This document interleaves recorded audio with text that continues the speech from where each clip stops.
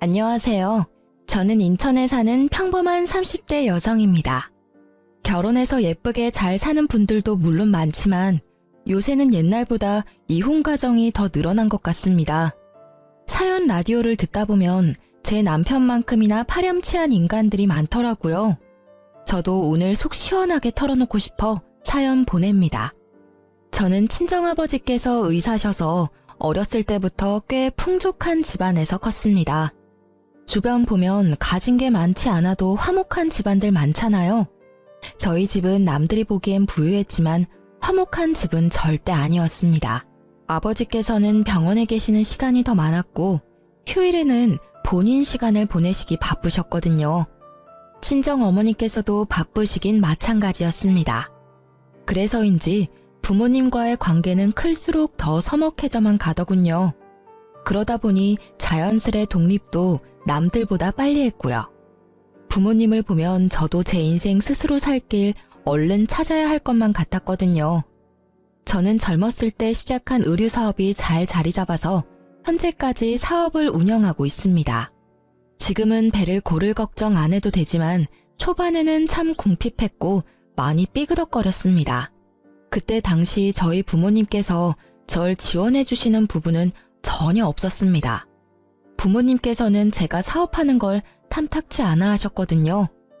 너 말이 사업이지 다른 사람들이 딸내미 뭐 하냐고 물을 때마다 내 속이 뒤집어진다. 옷 장사한다고 도저히 입이 떨어지지 않아. 내가 너 보고 나처럼 의사가 되라는 무리한 부탁했냐? 적당히 있어 보이는 직업 가지고 있다가 적당한 집안 남자랑 결혼하면 되는데 넌 왜 사서 고생을 해? 가끔 연락하는 아버지께서 그렇게 폭언 아닌 폭언을 하시면 저는 자존감이 바닥쳐서 꽤 오랫동안 마음앓이했어요. 어머니께서도 다를 바 없으셨죠. 너는 기집애가 무슨 사업을 한다고 아버지 속을 뒤집니? 집에서 가만히 공주처럼 있으면 될 걸 말이다. 형제 자매도 없어서 고스란히 우리 재산 다 물려줄 텐데 어쩜 그렇게 쓸데없는 짓을 하고 돌아다녀? 가장 가까운 가족이 저를 비난하는 건 참 힘들고 모진 일이었습니다. 그걸 다 버티고 어엿하게 제 사업을 키우자 그제서야 어머니께서는 인정해 주시더군요. 하지만 아버지께서는 끝까지 저를 못마땅해 하셨어요. 아버지께선 몇 년 전 사고로 돌아가셨는데 장례식장에서 배웠던 아버지 지인분들을 통해 그래도 아버지께서 절 사랑하셨다는 것만은 알았습니다. 주변 분들에게 딸이 혼자 앞가림 잘한다며 제 사업도 자랑하셨다네요. 살아계실 때 한 번이라도 저한테 잘한다고 직접 말씀해 주셨다면 참 좋았을 텐데 조금 속상했습니다. 그런 가정 환경이다 보니 자연스럽게 저는 훗날 제 가정을 정말 잘 꾸리고 싶다는 욕심이 더 커져만 갔습니다. 그러다 저는 가난한 집 어느 아들과 사랑에 빠졌어요. 제가 조건을 따진 게 아니라 처음 만났을 때 남편이 자기를 칭한 말이에요. 아는 분 통해서 선을 보다가 남편을 만났거든요. 저는 가난한 집 아들입니다. 네? 초면에 좀 당황스러우셨죠? 죄송합니다. 제가 대기업에 다니고 있어서 제 허물만 보고 다가오는 여자들이 많아요. 하지만 제 알맹이를 보고 도망가기 일쑤죠. 제가 돈을 많이 번다고 해서 저희 집이 잘 사는 건 아니니까요. 그동안 상처받았던 일이 많으셨나 봐요. 세아 씨는 어떤 분이세요? 저요? 저야말로 아버지께서 의사셔서 제 허물만 보고 다가오는 사람들이 많았죠. 유복하게 자라셨겠네요. 저랑은 완전히 다른 가정 환경에서 자라셨을 것 같아요. 그렇게 커피를 마시면서 저희는 이야기를 몇 시간이나 나누었습니다. 시간이 얼마나 지난지도 체감이 안 될 정도로 배고픔도 잊은 채 서로의 이야기에 빠졌습니다. 저희는 점심쯤 만나서는 저녁이 되어서야 겨우 식사를 함께 했습니다. 저는 무조건 가족이 1순위라서 나중에 아이를 낳는다고 하면 제일 하고 싶은 건 다 같이 야구장 가기? 주말 소풍? 등산? 소박하지만 이런 것들이 제 로망이네요. 세아 씨는요? 저도요. 전 어렸을 때 그런 기억들이 별로 없거든요. 도시락 싸서 등산 가는 건 안 해보셨어요? 네, 다들 시간 맞추기도 어렵고 해서요. 한 지붕 아래에 사는 가족인데 시간 맞추기가 어렵다고요? 그럼 이번 주말에 저랑 등산 가실래요? 도시락은 제가 쌀게요. 안 그러셔도 돼요. 바쁘시잖아요. 현수 씨 힘들어요. 아님 주말에 식사나 한 끼 할까요? 아니요, 전혀요. 일이 바쁘고 힘든 거죠. 세아 씨 만나는 건 오히려 저한테 힐링일 것 같은데요. 저는 그렇게 다정한 남편에게 스며들었고 결혼 후에도 남편은 한결같았습니다. 하지만 시모와 시동생과는 한 가족이 되려면 많은 노력이 필요했습니다. 결혼하고 보니 시댁 식구들과 가족같이 지내는 분들이 정말 존경스럽다고 생각했어요. 그래서 저도 최선을 다하려고 노력했습니다. 시어머니께서는 정말 기운이 팔팔하시고 어디 아픈 곳 하나 없으신 아주 건강한 분이셨어요. 어머님, 제가 어머님 곁에서 보니까 따로 운동도 안 하시는데 건강은 정말 타고나신 것 같아요. 남편이 어렸을 때부터 잔병치레 하나 없었다고 하더라고요. 보니까 어머님 닮아서 그이가 튼튼한 거였네요. 내가 아들들한테 줄 건 없다지만 유전자 하나는 기가 막히게 물려줬지. 암 그렇고 말고. 건강이 제일 큰 자산이라는 말이 있잖아요. 이미 돈 주고 못 살 자산 그이한테 물려주신 거죠. 그런데 어머님, 혹시 운동 삼아서 간단한 일이라도 시작해보시는 건 어떠세요? 적적한 시간도 때우실 겸이요. 어머, 너 몰라서 하는 소리야. 내 하루가 얼마나 바쁜데. 적적한 시간이라고는 없으니까 내 걱정은 마라. 네, 어머님. 제가 시모께의 일을 권해드린 건 다름이 아니라 남편이 밤마다 시름시름 앓았기 때문입니다. 여보, 입맛이 없어? 요새 부쩍 밥을 못 먹는 것 같아. 내가 모르는 무슨 걱정이라도 있어? 그게 실은... 아니다. 왜 말하려다 말아. 그러지 말고 나한테 말해봐. 당신은 돈 얼마나 모았어? 아니, 언제부터 돈 모았어? 나? 맨 처음 사업 시작했을 때는 본전도 못 찾아서 저축은커녕 입에 풀칠도 못했었지. 그러다 점차 자리 잡고 바로 몇십씩이라도 저축 시작했지. 벌수록 저축하는 금액 점점 늘려갔고. 근데 그건 왜? 그럼 그렇게 사회생활하기 전에는 모아둔 돈 있었어? 어렸을 때 받았던 용돈이라든지. 응, 어렸을 때부터 모아둔 돈은 통장에 있지. 장모님께서 관리해 주셨어? 19살 때부터 내가 관리했어. 갑자기 그건 왜? 이제 나 당신이랑 결혼도 했고 수입 관리는 내가 하고 싶은데 엄마한테 뭐라고 말하면 좋을까? 여태까지 엄마께서 해주셨으니까 감사하다고 인사드리면서 자연스럽게 통장을 달라고 할까? 남편과 각출해서 생활비를 쓰다 보니 저도 미처 신경 못 쓴 부분이었습니다. 남편은 어렸을 때부터 가난한 집의 가장이다 보니 당연하게 월 수입을 계속 시어머니께 드리고 있었어요. 그리고 도련님은 남편과 1살 차인데 아직까지 취준생이었죠. 그런데 남편 말을 들어보면 도련님께서는 취업할 의지가 안 보였어요. 요새는 컴퓨터 게임에 빠졌다고 하더라고요. 도련님은 제 앞에서도 낯을 많이 가렸고 면접도 제대로 볼 수 있을까 싶을 정도로 내성적으로 보였습니다. 물론 남편이 용돈은 드리겠지만 더 이상 월급 전체를 시어머니께 드릴 수 없다 판단한 남편은 고민하다 시모께 솔직하게 말씀드렸습니다. 엄마, 이제 저도 결혼했고 어엿한 가정이니까 제 월급은 제가 관리할게요. 그동안 감사했어요. 앞으로 용돈은 적은 금액이지만 챙겨드릴게요. 뭐? 그게 뭔 소리다냐? 현수, 네가 이 집의 가장인데 네 월급 없으면 우리는 어떻게 살라고? 엄마, 저 이제 세아 씨랑 결혼했으니 이 집에서는 독립한 거잖아요. 세아, 너 말해봐라. 네가 우리 현수 꼬드겼냐? 너는 넉넉한 의사 집안에서 태어났다며? 가진 게 우리보다 많을 거 아니냐? 벼룩의 간을 빼먹어라. 어떻게 우리 장남 월급까지 가져가려 해? 가만 보니 그래서 나한테 은근슬쩍 일하라고 권유했던 거구나? 너 정말 무서운 애야. 어머님, 그런 게 아니라요. 엄마, 도대체 왜 이래요? 세아씨 앞에서 나 창피해 정말. 애초에요. 내가 결혼했으면 먼저 말 꺼내기 전에 엄마가 나한테 통장 줬어야 하는 거 아니에요? 형, 엄마한테 소리 지르지 마. 형수님 너무하시네요. 결혼한 지 얼마나 됐다고. 형수님은 형 월급 없이도 잘 살겠지만 엄마랑 나는 형이 돈 안 주면 굶어 죽어요.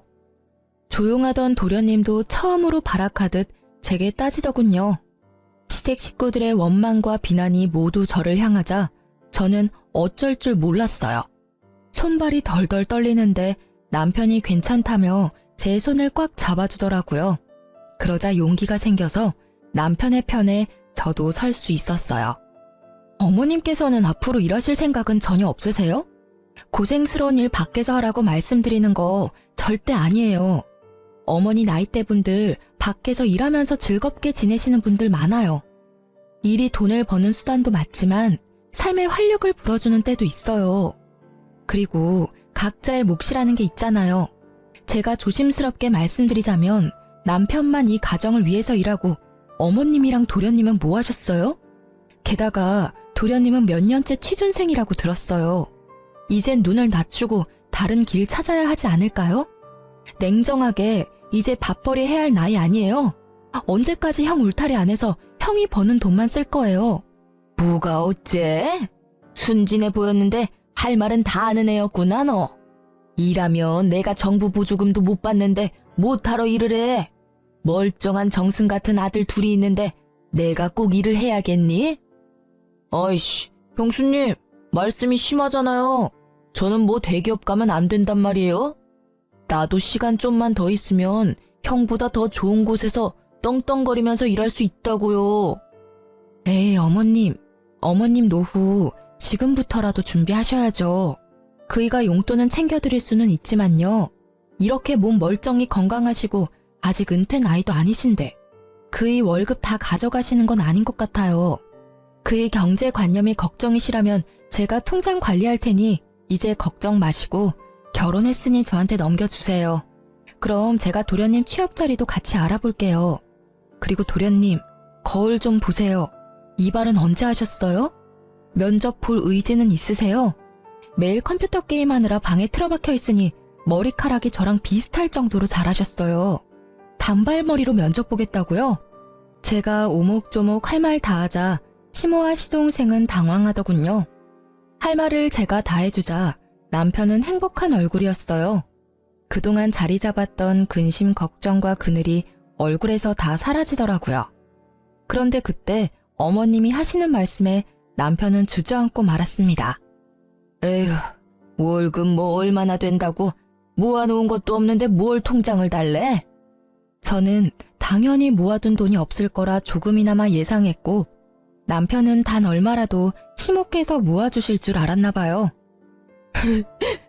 어머니, 저 얼마나 힘들게 일해왔어요. 저 안 해본 아르바이트가 없고요. 겨우 혼자 힘으로 대기업까지 들어갔어요.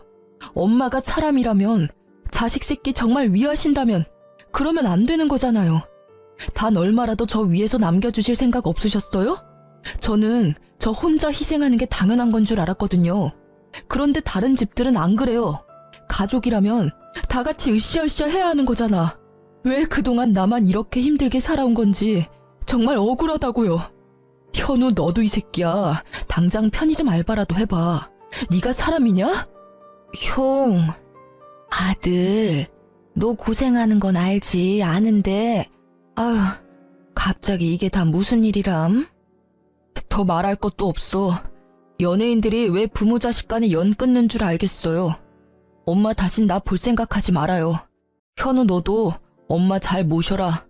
나 이제 이 집에 안 올 거야. 우리 찾지도 말고 원망도 하지 마. 여보, 가자. 여보. 주저앉아 괴로워하며 울던 남편은 인연 끊자고 소리치면서 제 손을 붙잡고 시댁을 뛰쳐나갔습니다.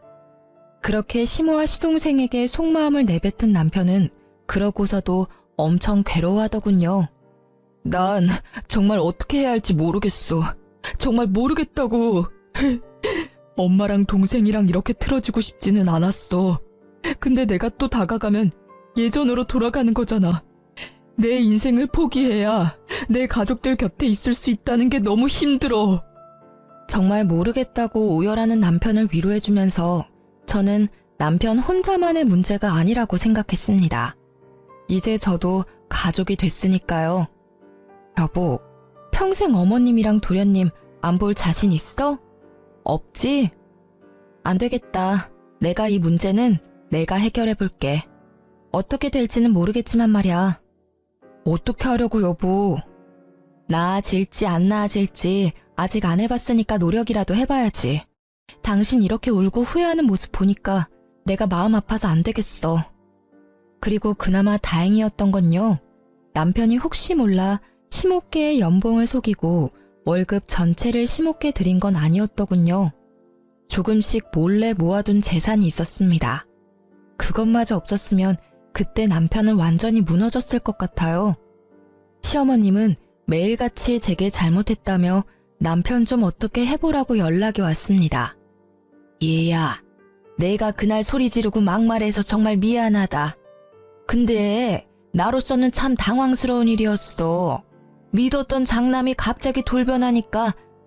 어머님, 그이가 어머님만 믿고 그동안 평생 월급 맡겼는데 단 한 푼도 안 남았다 하니 얼마나 상실감이 크겠어요. 하지만 어머님도 어디 다른 곳에 쓴 게 아니라 다 살림하는 데 쓰셨겠죠. 하지만 이제는 너무 장남한테만 의지하시면 안 돼요. 저희도 이제 자식 낳고 가정 꾸리고 살아야 하니까.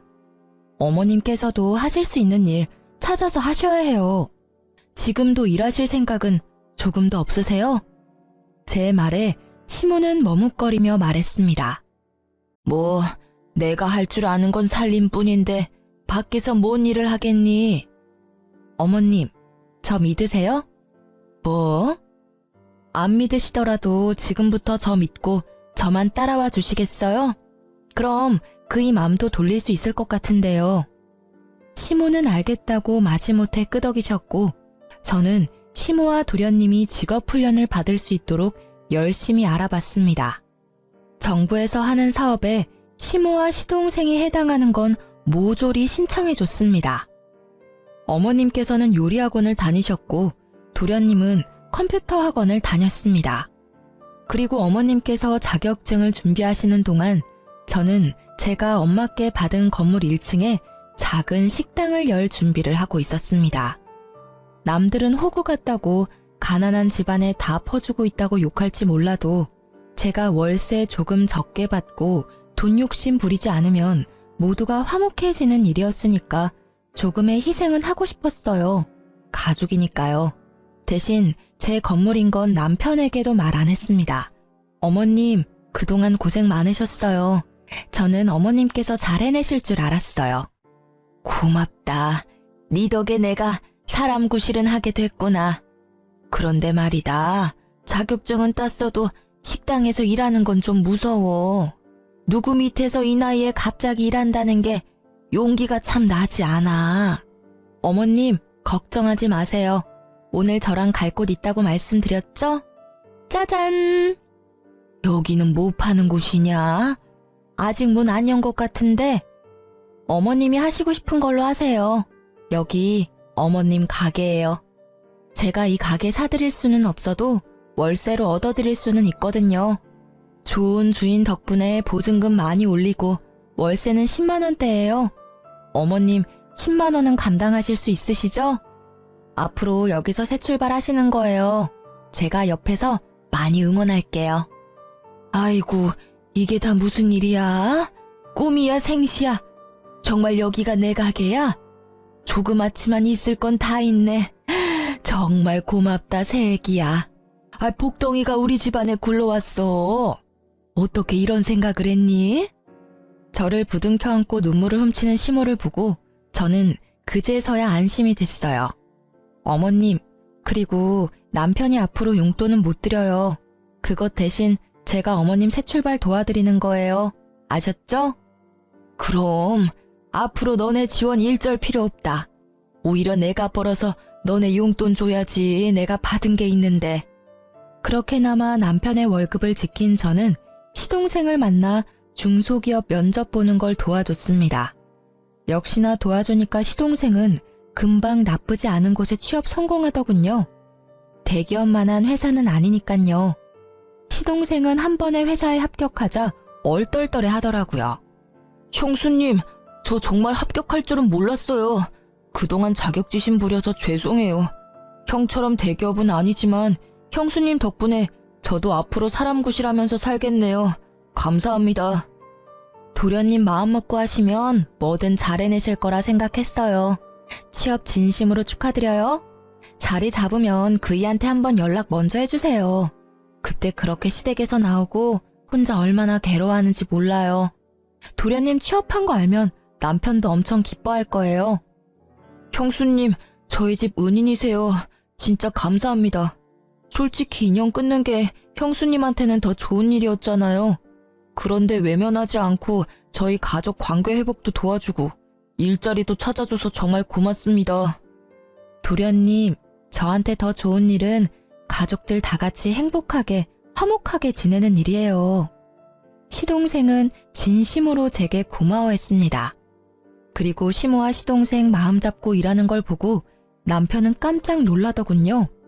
자연스럽게 남편은 시댁 식구들과 화해에 성공했습니다.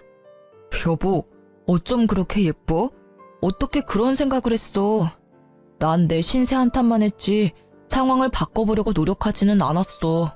그냥 난 내가 돈 벌어다 우리 집에 갖다 주는 것만으로 내 역할 다 했다 생각했어. 그런데 그게 독이었지. 더 빨리 바뀔 수 있었는데. 내가 그렇게 만든 거야, 모두를. 그런데 당신은 현명하게 모두가 행복할 수 있게 도와줬어. 정말 고마워. 내가 평생 당신한테 잘할게. 남편이 기쁨의 눈물을 흘리자 저도 눈물이 왈칵 쏟아졌습니다. 부둥켜 안고 얼마나 울었는지 모르겠습니다. 그렇게 평화를 되찾은 줄 알았으나 제 평화는 오래가지 않았어요. 여보, 출장 잘 다녀와요. 몸 조심하고 내가 꿈을...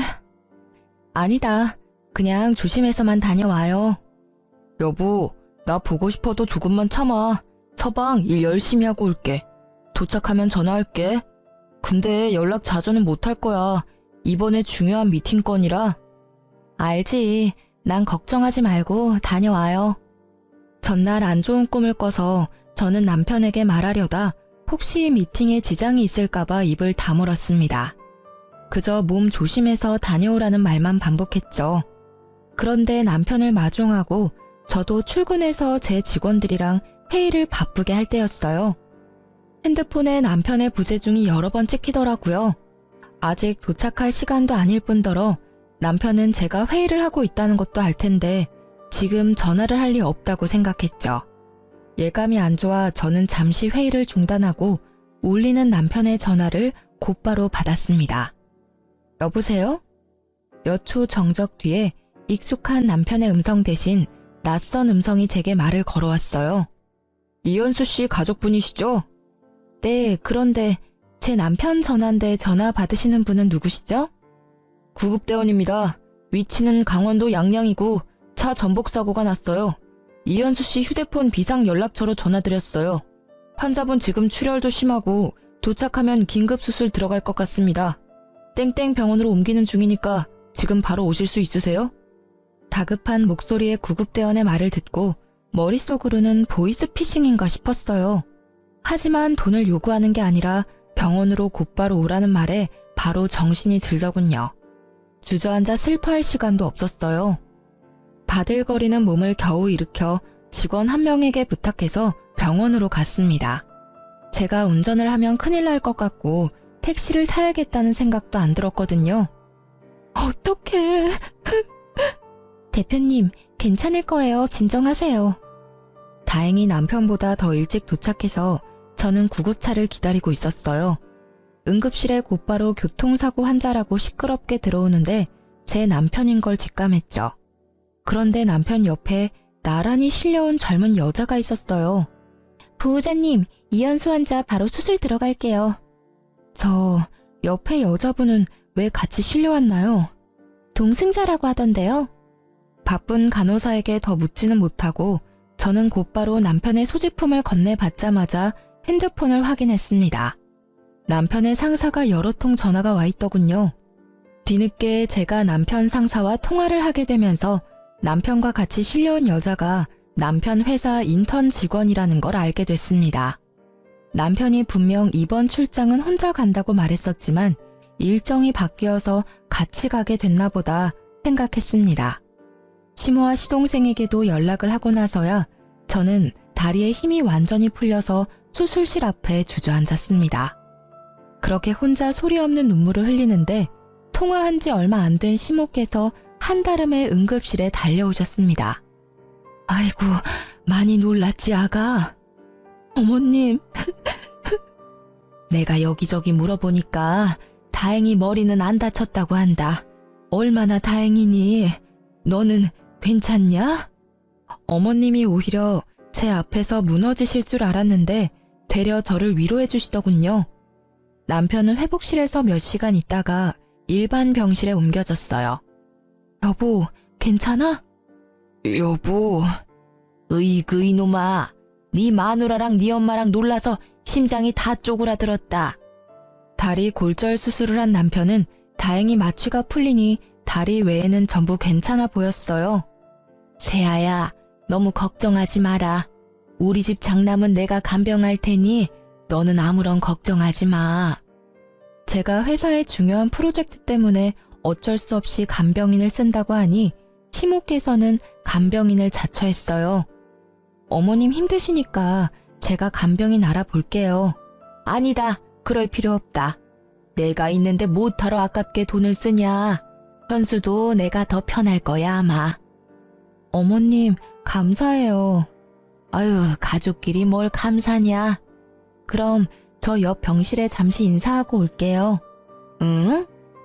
남편이랑 같이 가다가 사고 난 거니까 따로 인사는 해야 할 것 같아서요.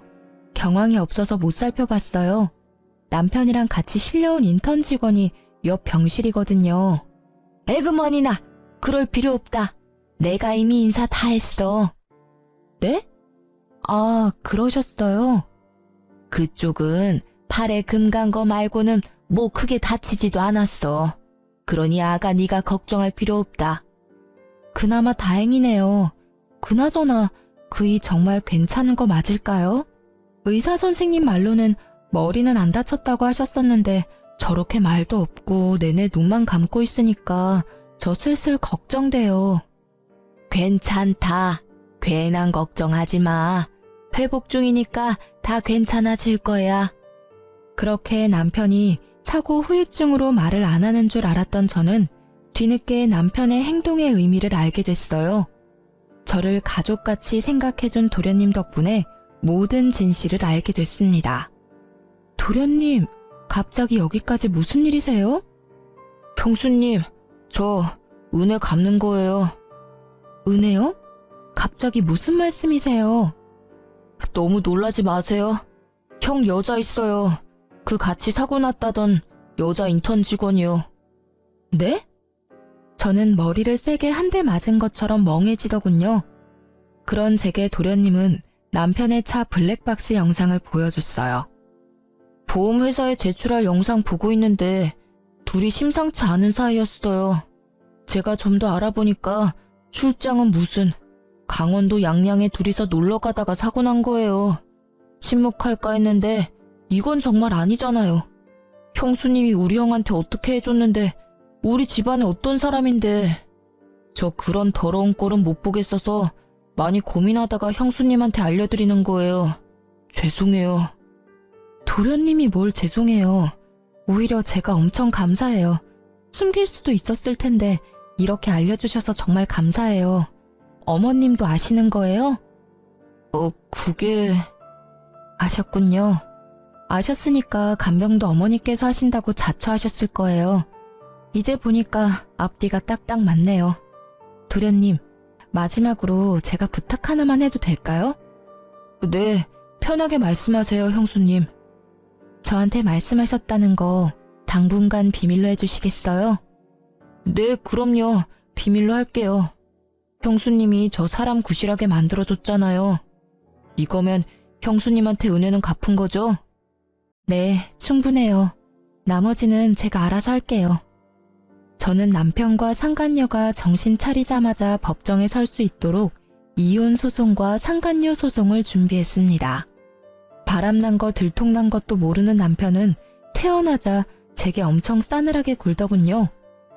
당신은 일이 남편보다 중요하지? 어떻게 나 퇴원하는데 병원에 안 와?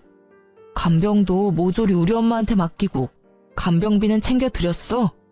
아니 남편 병원살이 하는데 잘 먹는지 잘 회복하는지 어쩜 하나도 신경을 안 써? 아이고 이번에는 우리 현수가 서운할 만했다. 아무리 내가 신경 쓰지 말라고 했어도 재아 너 어쩜 그렇게 무신경하니? 이번에 내가 너 다시 봤다. 내가 하는 일은 적어도 당신처럼 날 배신하지는 않거든. 노력한 만큼 일은 내 가치를 알아줘. 어머님 다 알고 계셨으면서 왜 말씀 안 해주셨어요? 다 아시면서도 저한테 무신경하다는 말씀이 나오세요? 이 여자가 지금 뭐라는 거야? 이제 위아래도 없지? 눈치채고 아무런 말 못하는 시모랑 달리 남편은 계속해서 제게 떵떵거리며 큰 소리쳤어요.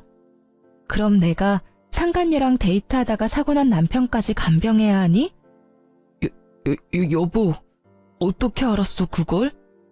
제가 참지 못하고 그 찌질한 얼굴에 뺨을 올려붙이자 시모는 세상 무너진 듯 소리를 질렀어요. 아이고, 내 장남 얼굴에 감히 무슨 짓이냐? 아, 그 기집애가 꼬신 거야. 난 정말 안 넘어가려고 애를 썼다고. 그렇다고 남편 뺨을 때리냐? 아이, 존심상하게. 누가 내 남편이야? 시모께서는 제가 남편 뺨 때렸다고 곧바로 남편 편을 들었어요. 남자가 그럴 수도 있지. 어디 귀한 서방 뺨을 그렇게 사정없이 내려치냐? 네가 그냥 눈 딱 감고 한번 봐줘라. 네가 안 봐주면 어떻게 되겠니? 네 남편 젊은 그 애기랑 재혼하는 거지 뭐. 어머님, 그게 저한테 하실 말씀이세요 지금? 저만 가족처럼 생각했죠? 결국 저는 남이었는데 제가 너무 이 집에 헌신했네요. 그러자 가만 지켜보던 시동생이 나서서 제 편을 들어주더군요. 엄마, 진짜 그게 뭔 개떡같은 소리야. 형수님이 우리한테 그렇게 잘해주셨는데 어떻게 지금 형 편을 들어? 형, 너 간도 크다. 사고 친 게 차라리 돈 문제면 몰라. 여자 문제? 으이구, 난 인간이라도 됐지. 형은 분리수거도 못해. 자기 복 자기가 발로 찬 거야. 넌 끼어들지 마. 겨우 사람 구실하게 만들어줬더니. 형이 그렇게 만들어줬냐? 형수님이 다 도와주신 거잖아. 야, 설마 네가 말했냐? 당연하지. 그럼 보고 못 본 척 말아? 어떻게 사람이 그래? 이 자식이 근데. 두 형제가 멱살을 잡고 서로에게 달려들자 시모는 제 탓을 하기 시작했어요. 아이고, 왜 너네가 싸우고 난리야? 이렇게 형제가 이간질하니까 세아야, 네 속이 편하니? 독하다 독해. 나 같으면 모르는 척한다. 겨우 이룬 이 가정 어떻게든 지켜도 모자를 망정. 너 그것밖에 안 되는 애였니? 어디 어린 시동생 꼬드겨서 이 사단을 만들어? 이 지독한 것. 이 사단을 만든 건 어머님 장남이죠. 어머님 원하시는 대로 저 인간한테 그 상간녀랑 재혼하라 하세요. 새로 들이는 젊은 며느리한테나 바라세요. 전 여기까지니까요. 야, 너 위자료 잘 준비해. 이혼 소송 접수했으니까. 그리고 그 인턴한테도 얌전히 상간녀 소송 기다리라 전해. 그리고 어머님께서는 내일부터 가게 안 나오셔도 돼요. 뭐? 가게? 네가 뭔데 나오라 말아야 내 가게인데. 아, 제가 그걸 말씀 안 드렸어요? 보증금을 아무리 많이 줬다 해도 월 10만 원 월세 너무 싸다고 생각 안 하셨어요? 주변 상인들 월세 10배 넘게 내는데 뭔가 이상하다 생각 안 하셨냐고요. 뭐가 이상해? 너무 좋은 주인분이시다 생각했지 뭐. 제가 그 건물 주인이에요. 엄마한테 결혼 좀 받은 건물이거든요. 이제 거기 새로 새놓을 거니까 안 나오셔도 된다고요. 뭐? 어머, 그게 네 건물이야? 그런 중요한 말을 왜 이제야 해? 긴 말 필요 없고 현수 너 세아한테 얼른 사과해라. 건물주 며느리랑 대기업 인턴 나부랭이 며느리 중에 당연히 건물주 며느리지. 아까 못 들으셨어요? 저 이 사람이랑 이혼할 거라고요. 아이고, 나 그 가게 정들어서 못 떠난다. 착한 네가 좀 모르는 척하고 넘어가주면 안 돼? 내가 또 어디 가서 일자리 구하겠어. 저한테는 정 같은 건 없으시고 그 건물에는 정이 많이 드셨어요? 어머님, 정말 끝까지 이기적이시네요. 잘나고 귀한 어머님 장남한테 가게 하나 구해달라고 하세요. 여보, 그러지 마. 왜 이렇게 극단적이야. 일단 우리 둘 집 가서 다시 얘기하자, 응? 내가 이렇게 빌게. 정말 잘못했어. 잠시 내가 미쳤었나 봐. 갑자기 버는 돈이 족족 나한테 들어오니까 어떻게 어디에 써야 할지 모르겠더라. 그런데 그 애가 맛있는 거 사달라고 할 때마다 사주는데 희열감이 느껴졌어. 젊은 여자애랑 데이트다운 데이트하니까 왜 나 젊었을 때는 이런 데이트 못했을까 싶고 너무 설렜어. 그래서 그랬던 거야. 그 여자애가 좋았던 게 아니라 그 상황이 좋았던 거라고. 남편의 머릿속 사상은 상상 이상으로 역겨웠습니다. 지가 뭘 잘못했는지 모르면서 아직 다친 다리가 회복되지 않은 남편은 절뚝거리는 다리로 눈물까지 쏟아내며 저를 붙잡더군요. 그리고 저를 못 나가게 막는 시모에게 말했어요. 어머님, 그동안 제가 가족이라고 절감한 월세 한꺼번에 청구해드려요? 아이고, 미안하다. 잘못했어. 그날 시동생이 배웅해줬고 그게 시댁에서의 마지막 일이었습니다. 그런데 겁도 없이 간이 큰 상간녀는 제 번호를 알아냈더군요. 우리 좀 만나요. 건방지구나. 어딜 오라가라야. 시끄럽고 당장 나 있는 곳으로 오라고. 대학 졸업반인 상간녀는 어린애 떼쓰듯 저를 자기 회사 및 카페로 불렀어요. 제가 그곳에서 만나자 한 게 아니라 상간녀가 꼭 거기서 만나야 한다고 했죠. 간땡이가 큰 건지 눈치가 없는 건지 이해가 안 됐지만 저는 오히려 잘된 일이라 찾아갔어요. 제발 이혼 소송 중인 남편과 마주치길 바랬습니다. 너 무슨 생각으로 날 여기로 부른 거니? 내가 너 하는 꼴이 너무 웃겨서 와봤어. 여기 회사에 날 부른다고? 너 진짜 어리긴 어리구나. 눈이 있음 보라고요. 눈 제대로 달렸으면 현실을 직시하라고요. 나랑 그 사람이랑 어울리는지 당신이랑 그 사람이랑 어울리는지 잘 봐봐요. 그 사람 옆은 내가 더 잘 어울려요. 어디 상간녀 주제에 말이 많아. 야, 너 인턴이라며. 정직원도 아니면서 무슨 부심이야? 너 니네 부서 사람들은 알아? 너랑 내 남편이랑 바람난 거? 회사에서는 알까? 모르겠지. 알면 네가 계속 여기 있을 리가 없어.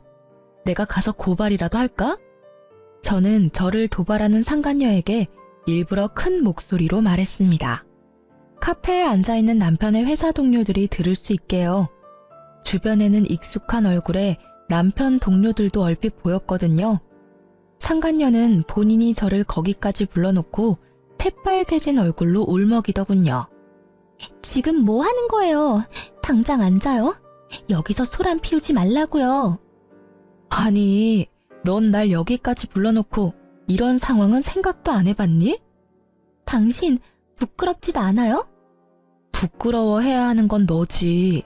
남의 남편 빼앗고 상간녀 소송 당한 거 부끄럽지도 않아? 소송 취하해달라고 빌지는 못할 망정 어디서 개수작이야?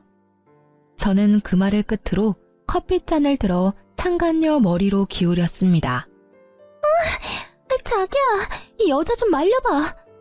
그 광경을 목격하고 몰래 목발 짚으며 빠져나가려는 남편을 기어코 붙잡는 상간녀였죠. 사람들은 웅성거렸고 저는 유유히 그곳을 빠져나왔습니다. 남편의 일그러진 얼굴은 평생 잊지 못할 것 같아요. 그 얼굴에는 후회와 창피함, 좌절이 모두 섞여 있었답니다. 상간녀는 관심종자처럼 끝까지 카페에서 어린애처럼 울더군요. 그게 영원히 자기를 따라다닐 흑역사가 될지 몰랐나 봐요. 그 후에 시동생이 말해주기를 전 남편과 상간녀는 회사 내에 불륜 소문이 파다하게 났다고 합니다. 사내뿐만 아니라 밖으로도 소문이 나돌기 시작하자 풍기문란죄로 전 남편은 인사조치 당하고 연봉이 삭감됐다고 하네요. 상간녀는 당연히 인턴에 잘렸다고 하고요. 그런데 웃긴 게 그 난리를 피웠는데도 상간녀와 전 남편은 시댁에 살림을 합쳤다고 합니다.